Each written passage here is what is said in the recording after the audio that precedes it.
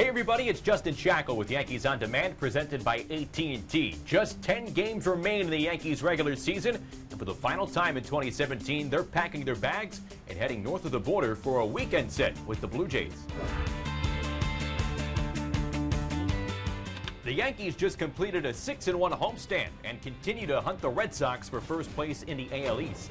They enter the series a season-high 18 games above 500 and can clinch a playoff berth this weekend with some wins or some help. The Blue Jays are in the basement of the AL East and are coming off a series at home against the Royals. They have the most wins out of any last-place team in baseball. That being said, Toronto is still a bottom feeder. 6 of the Yankees' 10 remaining games are against the Jays, and it's time to take care of business. The Yankees have played just 3 games against Toronto since the All-Star break.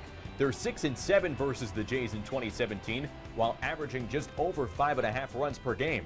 That's not a bad average, and lately, the offense is looking like a well-oiled machine. They just outscored their opponents 52-22 on their recent homestand.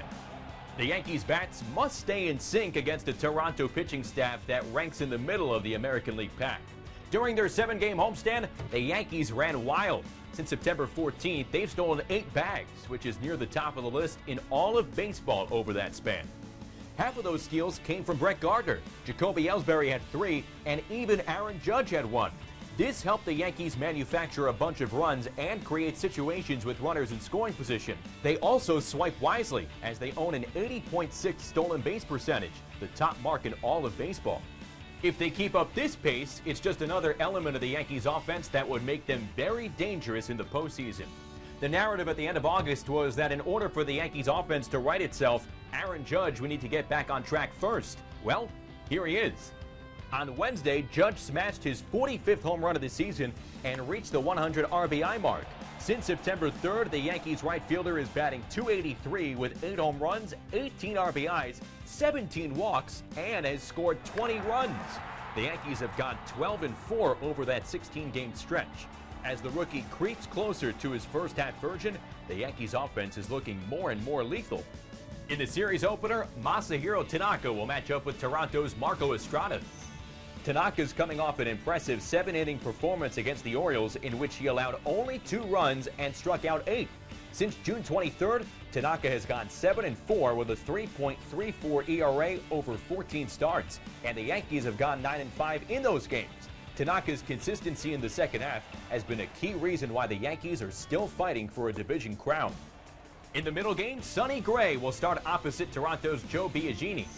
Gray had his shortest outing of the season in his last start against the Orioles, laboring over 4 innings and allowing 5 runs. When you look at his record with the Yankees, Gray is 3-6 in 9 starts, but has a 3.29 ERA and has received 1 run of support or fewer in each of those 6 defeats.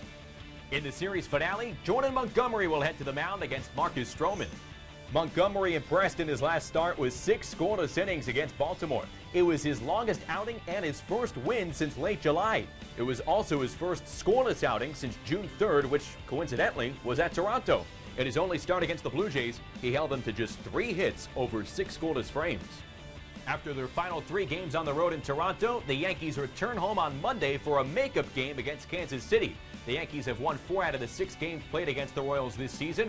That game will kick off a 7-game homestand here in the Bronx to close out the regular season.